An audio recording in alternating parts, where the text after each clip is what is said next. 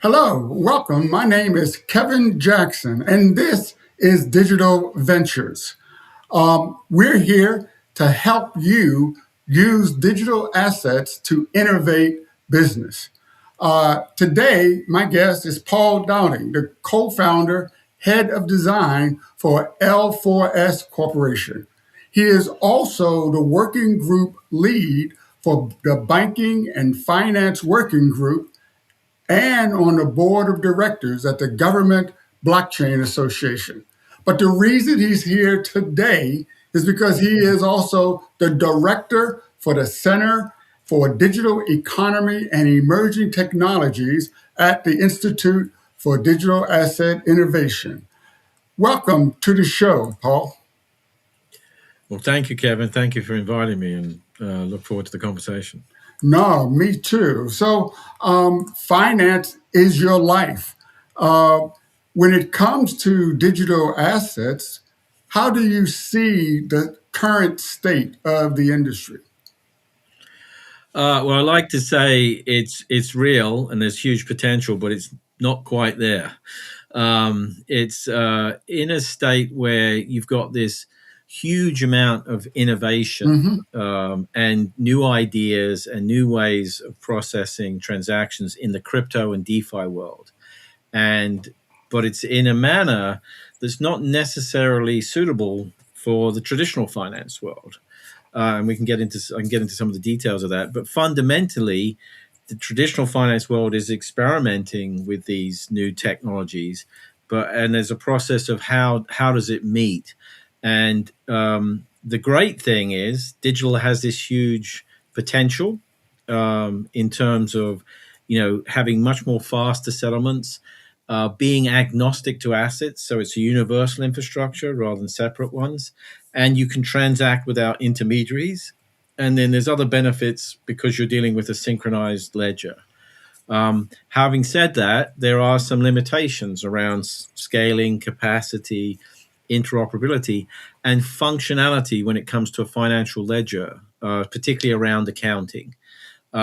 So there's this slight tension between crypto DeFi and TradFi, and my premise is that the two have to work together, take the best of both. They can't take over each other with just their own recipe. They've got to sort of combine their talents, and again, I can explain some of that a bit later. So, from a high level, somebody outside looking in, is this just a battle between the old and the new, or is it a normal adoption process? Oh, that's a good question. I'm sure. So, and again, my background in finance, I actually started my career as a manufacturing engineer in production engineering. And there was a need for that sort of experience in banking operations. Although most of the highlights goes to the front office where the traders are, or investment managers, the guys that buy and sell, there's a huge part of the industry which is to do with settlement of transactions. Gotcha. And part of the history is that you were specialized. So if you were, say, an equities guy, you're an equities infrastructure and knowledge. And if you're a fixed income guy, bonds, you were fixed income. If you were futures and other derivatives, you tended to have expertise. And then that model was repeated globally around the world in different countries and different regions. Right. So you have this expertise, but it's across multiple products. And there's very few people that span those different products. The benefit of a distributed ledger or blockchain is it's universal.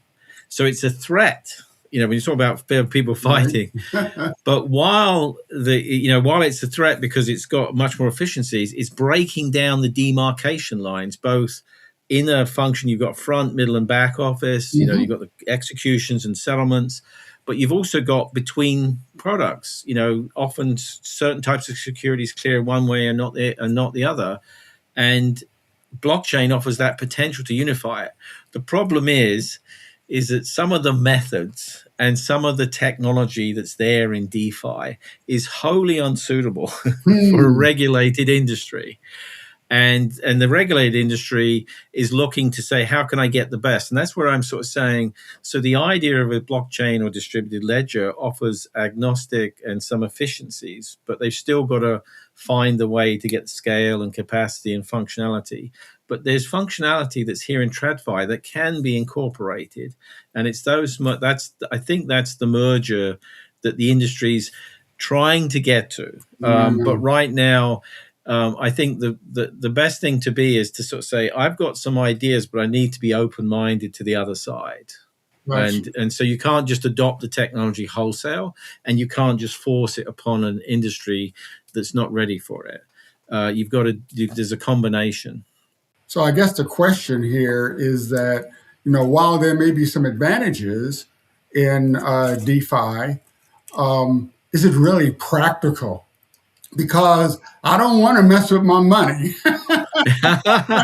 No, and that's so. If you look at it, again, I talk about all the innovation and new ideas from DeFi. Yeah. If you look at TradFi, what have they done to date? Well, they've done a little bit of let me bring a DeFi product to a regulated industry, and that's the ETF, Exchange Traded Funds. So this is where a share is issued on the exchange, but an ETF is then following a certain index or an investment portfolio. In the case of crypto, you've got Bitcoin that's escrowed, and now there's an ETF share. That means, as a member of the public, you can go to your broker and get exposure to Bitcoin. Now, it's not as efficient as going through a crypto custodian, because obviously you're dealing with a little bit more infrastructure. But that's the way TradFi has dipped its toe into getting access to a crypto asset. On the flip side, the stable coins are a means of transferring money quicker because of the blockchain's speed and flexibility. But it means that, and thankfully with the Genius Act, they made it possible for regulated institutions to escrow the assets that back the stablecoin. That's all in the normal infrastructure. But the stablecoins are now transacted on public blockchains. And they're legally allowing regulated institutions to do that. But again, that's just dipping its toe in the water of a little bit of the crypto world coming into TradFi and a little bit of the crypto world coming into TradFi with Bitcoin. But when you look at what's being done, although there's a lot of great experiments and ideas with different exchanges or different use cases around the world, you find that they're actually limited scale, or they're very specialized, and no one's found that universality yet or the capacity. One of the issues, big issues, which is the TradFi world has, which DeFi doesn't, is the proper accounting. And what do I mean by that? If you look at a blockchain, it's really not a financial ledger. It's a perpetual state change log. If you receive something in a block, if you receive Bitcoin in block 30 blocks ago, then when you come to pay me, you've got to reference that block. You don't have the concept like your normal statements of a starting balance, transaction, ending balance, where you archive the transactions and carry forward the balances. All right. You have this, you have to reference the old block to say, I'm going to use it today. So imagine going to a restaurant and bringing all your bank statements and saying to the maitre d', see that $100 six months ago? You notice I got it 6 months ago, but I haven't spent it since then. And that's the $100 I want to use to pay for my meal. And you can check all my other statements to see that I haven't. That's what you have to do with the blockchain. Whereas in a bank, they just say, you've got $1,000 in your bank account. By the $100 swipe, that's good. Yeah. So that perpetual state change long without accounting. The other thing as well, and I joke, blockchain is a technology of the future that forgot the future, because you can record a transaction today on a blockchain, but you can't record a future date obligation, a payable or a receivable. And that's critical for any financial transactions. You're often dealing with obligations, or you're netting them, or you're funding them, or financing. And I say, imagine a credit card statement which listed everything you'd spent, but couldn't tell you how much you owe. And without the payable receivables on chain, you're then calculating them separately, or they're contained in a smart contract, but that's hard to project from, reconcile to, or accrue.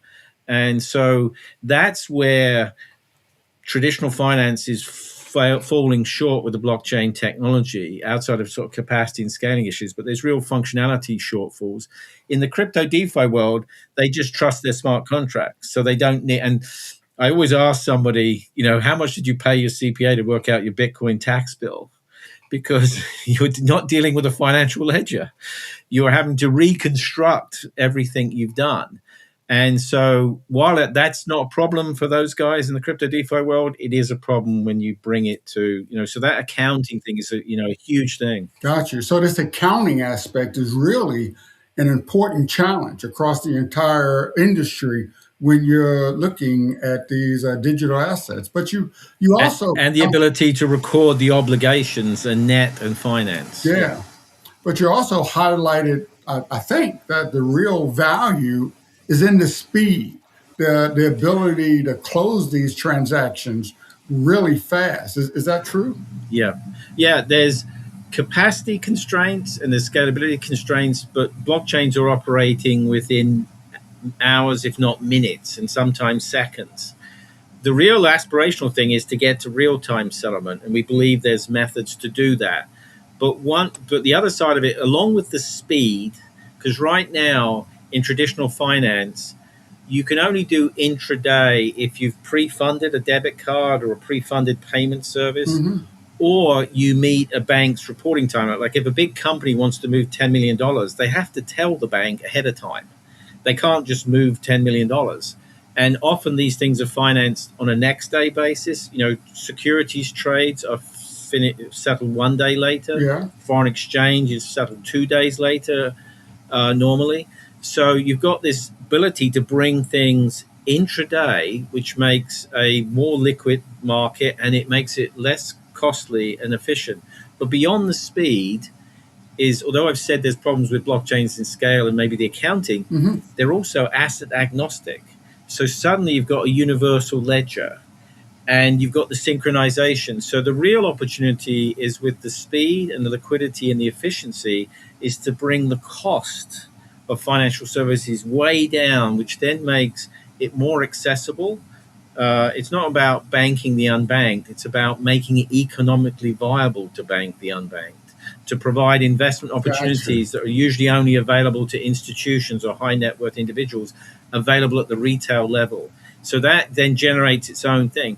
But the real key, and I say this, that's going to be the first step, the efficiencies in the markets and more accessible and simpler ways to diversify your investments as well as just, use your money for transactions.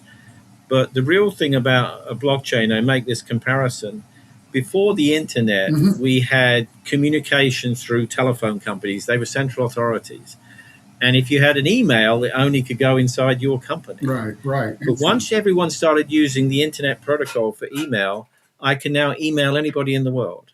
But think about it, with the internet and its sophistication, like I want to communicate with you today on video. Where am I? Where are you? Let's communicate. Right? Now imagine if the blockchain is sophisticatedly adopted, it's where am I, where are you, and how do we transact? What do we want to transact? So the infrastructure becomes agnostic, and it's just about who am I transacting with, what am I transacting? And that covers not just finance, but anything goods and services in the supply chain. So again, that's the long-term future. So that's why everyone's talking about, they understand the potential of these networks. There's still some challenges in terms of the performance and functionality to get there. And that's part of what we're, working on at L4S Core. And we believe we have solutions to some of the bigger issues. Well, you're really right about everybody talking about it. I mean, at Davos, at the World Economic Forum this week, they view blockchain and digital asset adoption as moving, rapidly, I guess, into enterprise-grade deployments. They also highlight asset tokenization. They point to regulatory clarity as a need, but, is it actually going to happen this year in 2026? Or are we just holding our breath? Well, I think there's a lot of attention. It's, again, the financial industry tends to chase where the money's being made. Yeah. as opposed to where the money could be made. Unless someone gets that nut, and then it's like, oh, let's go over there. And then they copy, right? So people, everyone's like, the reason stable coins are getting a lot of attention is because the issuers get to keep the interest on the money that backs it. And, I think Tether is operating at $93 million in revenue per employee at the moment. Jeez, So that's huge. there's a lot. The people that are using the service are getting a faster way, and it's a limited utility, but cross crypto transactions or cross currency transactions can be done intraday for much cheaper. And then the holders, the long-term holders of a stablecoin, which doesn't pay you any interest, are the people taking them as collateral in the DeFi world. And remember that the origin of a stablecoin was because there's so much volatility between the coins. Having a coin as collateral was impossible to manage, or I should say impossible, hard to manage. So a stable coin is a stable collateral that can then back the other DeFi type transactions. But those are happening. But again, until we get the accounting functionality, until we get real-time settlement, and we found a way to synchronize without the need of consensus or validators. And there's actually academic research that backs that up. In terms of the data structure and how it's done, but if you can get to real time with the accounting functionality, and you've got the capacity and scale to absorb, and the interoperability, network to network transactions, then it starts to fall into place. So I definitely think people are seeing the potential and understanding it to a certain extent. But if you push them on capacity, if you push them on accounting functionality, they'll say, "Yeah, we're working on that," or "We've got someone on an algorithm," so again, that's but that's the reality. Our approach was not to say, "How do we make this technology work in a use case?" We were saying, "What are the requirements of a use case?" And again, like I said, if you can take the innovation of DeFi and the practical realities, but also benefits of TradFi. There's a lot to. You shouldn't dismiss it out of hand. Like I can say, the infrastructure's old and creaking, and some of it's still written in COBOL, of all things, for all the technologists out there. But it's not completely worth ignoring, or So the people that are saying Bitcoin is the future completely are sort of missing the point, and people who are dismissing TradFi out of hand are missing the point. But also, again, the people who are looking at DeFi and saying it's just a flash in the pan are going to be surprised. Well, it seems that aspect of the accounting aspect really excites you. That's I see you animated about that real need, and that's what's coming in the future. Is that the key takeaway for the audience? There we go. I finally made accounting exciting for everybody. What an achievement! I mean, what we're excited about is to say, like I said, what is it the best of TradFi that you can bring to DeFi? Because ultimately, it's got to operate pan-regionally in a regulated way. And often when I was asked, I've dealt with operational product design and the infrastructure. And the one thing I always wanted to do was design it so it was within the current regulations. And again, if you've got accounting-based ledger, then it meets the bookkeeping standards. And apart from it being distributed, it's the same. Whereas if you look at the current blockchains, and even public blockchains with stable coins, it's not quite a ledger. It's a state change log, and it needs translation. And while you've been given remember, in the Genius Act, this is the thing, it really doesn't address the blockchains, but it says, by the way, the issuer is liable if anything goes wrong. So, which is a nice way to try and protect the consumer. But again, and I'm in two minds. I'm like a little bit wary of the, blanket of Passover, here. But at the same time, it's also saying we've got to give this technology a try, because someone like us is trying to find a way to make it work even better, or compliant, or more efficient. And that's what they're opening the door to do, the innovation, which is key. No, great. And I tell you, that is seems like to be the core of what you're doing at the Center for Digital Economy and Emerging Yeah. Technology. So, Well, that's what I hope to do is, you know, not just bring some ideas, but hopefully we can facilitate some real, pragmatic discussions mhm. about what's needed, and then spur people to understand, what are the challenges that look like they've been solved, what are the challenges that are still to be solved, and because, like I said, there is a huge potential for what are called digital assets on blockchains or distributed ledgers. But if we're really honest with ourselves, we're still very much at the beginning, and there's some hurdles to overcome. No, well, thank you very much. You've given people a real reason to come work with the Institute for Digital Asset Innovation. And if somebody wanted to continue this conversation with you, what's the best way for them to catch up to you? Best way is I'm always on LinkedIn, Paul F. Dowding, so I'm easy to find. I've got a lot of articles and I publish videos there. I'm obviously our website is either l4score.com or tapestryx.com. I've got my videos on a YouTube channel, which is titled as The Blockhead's Thoughts Distributed. So it's a little bit of invoking my Jedi thing, but in The Blockhead's Thoughts Distributed, and I've got videos by playlist type, so people can see my ideas there. And then I'm obviously IDAI Yeah. is where I'm listed, and also gbaglobal.org, which is the government blockchain association. Mhm. But LinkedIn is the easiest way to reach out to me. But I'm saying you've got articles and posts and videos, if you don't want to talk to me. No, everyone wants to talk to you. So thank you, Paul, for that insightful conversation. And thank you for joining us on Digital Ventures, where we turn digital assets into business advantage. Please subscribe, share, and join us for the next episode of Digital Ventures. Have a great day.